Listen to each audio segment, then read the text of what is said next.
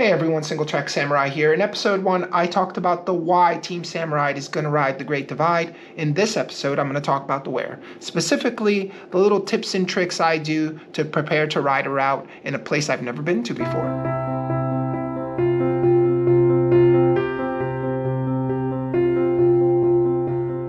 First thing I want to do when I'm going to ride a route is I get the data from a reliable source. In this case, the data I wanted was the entire Great Divide mountain bike route from Jasper to Antelope Wells, and I got it directly, purchased it from Adventure Cycling Association. Once I had that information, I did a layover of the file I prepped in 2018, and then I did a layover of the current Tour Divide route. It was in 2018 that I learned that the Great Divide mountain bike route and the Tour Divide route differ in a couple of different spots and locations. Up to that point, I didn't know that there was actual difference. I thought they were exactly the same. So that was a real aha moment for me.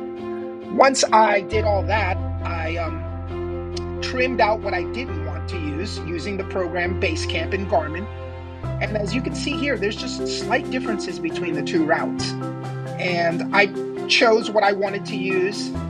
To be honest, I stayed mainly with the Great Divide mountain bike route, although I did see that Mr. Scott Morris added a new single track alternate to get to Hopewell Lake Campground from La Garita Campground, so I'm going to do that because that looks more interesting and it's half the distance. And once I had that route done, I was ready to move on to the next step. The next step for me was to export the data out of Garmin Basecamp and upload the data into Ride with GPS. In Ride with GPS, we added individual things that interest me. Aside from the typical waypoints for food and lodging, I also added distilleries, breweries, dispensaries, and hot springs because we are going to be in Colorado. We're going to go see all those things while we're there. This is a touring trip for us, so making time to see those little side items like unique breweries, distilleries, and eateries, and bathing in hot springs, it's something that really appeals to us. So that was part 2. Anytime I ride a route, if there is a guide for the route, I study the guide. In this case, Michael McCoy, the person who put together the Great Divide mountain bike route, wrote a book. They revised it in 2018. I got that book in Kindle format so I could have it with me. And what I'll do is when I'm out there, I will read up on what's coming up next while I'm in my tent that evening. So I did a whole read of the entire book, and then once I'm out there on site, I will read over the next segment that's coming up so that the narrative is fresh in my mind. Once I'm done with that, I get the maps. I have ordered this map set 3 times. This time I only ordered the segments I needed, which was 4 and 5. I then got my Colorado Atlas and looked at every part of the route in the Atlas. And then I also got a New Mexico Atlas, and I reviewed every part of the route. And finally, with all that info, I made a day-to-day plan.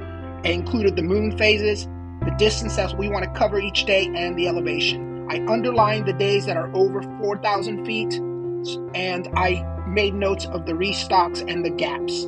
Now I have all my information compiled and I'm ready to go rock. That's the entire process that I go through when I am getting my information together to go ride a route that I've never done before. I would repeat this process for anywhere I go in the world, and it's extremely similar to the same process that I've used for the past 16 years to build routes.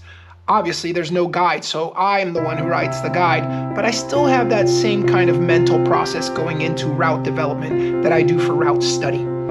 I'm going to go ahead and link episode 1 below in the comment section. I'll also go ahead and put the Ride with GPS route so you can take a look at it. And I will also copy and paste our day-to-day plan so you can kind of see how I come up with that and little details I put in there. My goal is that this proves useful to all of you and that you can maybe apply or refine your process based on what you learned from this tiny little video.